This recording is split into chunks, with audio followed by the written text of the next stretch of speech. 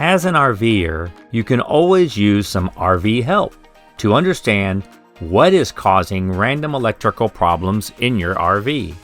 Welcome to Confessions of an RV Technician. Learn from problems seen in the field. My name is Chris Ratcliffe, and I'll be your host. I am an RV TAA certified RV technician and an NRVIA certified RV inspector for R-Factor RV Services. This podcast is about real-life problems that I've experienced or helped other RVers resolve. This is educational information directly tied to an actual story or confession that will help you learn ways to improve your RVing experience and possibly resolve small problems before they become big problems. In today's episode, I'm going to share a confession from a client that just bought a used motorhome. He gets it home, and then he couldn't start the motorhome engine. None of his jacks would work, and the generator wouldn't even start. In today's confession, help! My RV engine won't start. Now, time for a confession. Remember, these stories are actual service calls from clients as I experienced and remember them. So the client contacts me.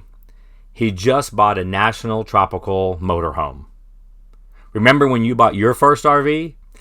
If it's like my experience, it was scary, exciting, overwhelming. Check out our episode Behind the Mic. In that episode, I share when we bought our first RV ever, started RVing, and my journey to becoming an RV technician.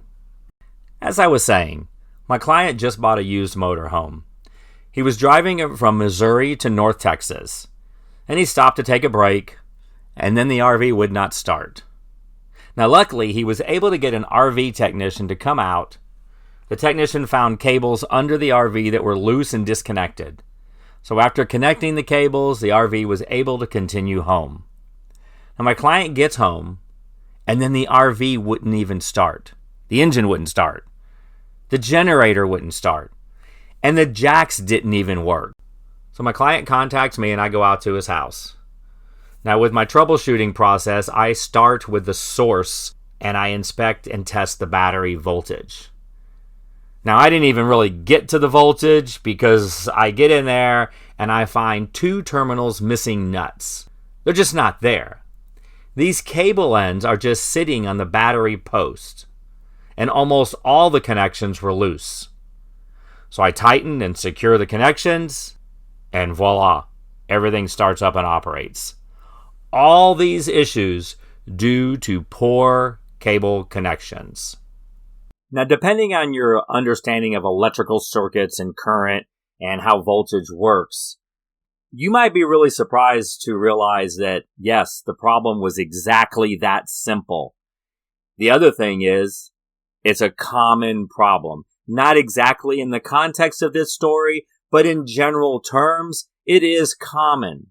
Loose connections, missing bolts, missing nuts. They will cause all kinds of electrical problems. Let's dig into this a little bit more.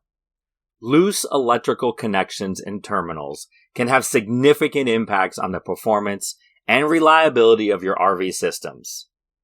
Some of the common issues include poor battery charging, a loss of power, and it doesn't mean a complete loss of power. Maybe it's a loss of power to one or two components. Intermittent power problems. Maybe it worked one day and doesn't work the next. Damage to batteries, appliances, and other RV systems that use power. Now, at this point, you might be asking yourself, can I prevent these kind of problems? How do I prevent these problems? Well, in many cases, yes, you can. Routine inspections of loose electrical connections.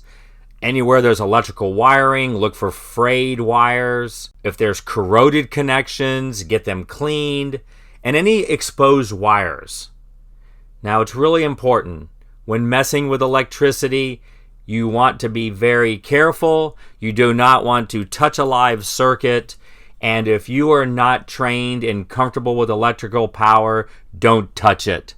Get a trained RV technician to inspect and tighten loose connections because electricity is dangerous, can cause damage to your RV, or injury to you and possibly death.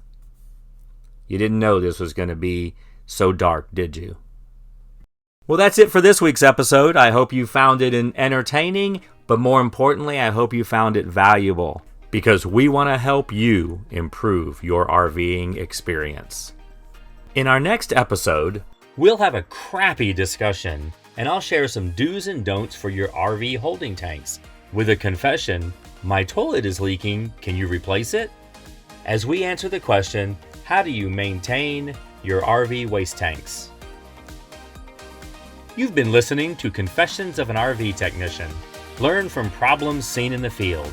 Until next time, safe travels and explore with confidence. And be sure to subscribe to our channel so you know when the next confession is released.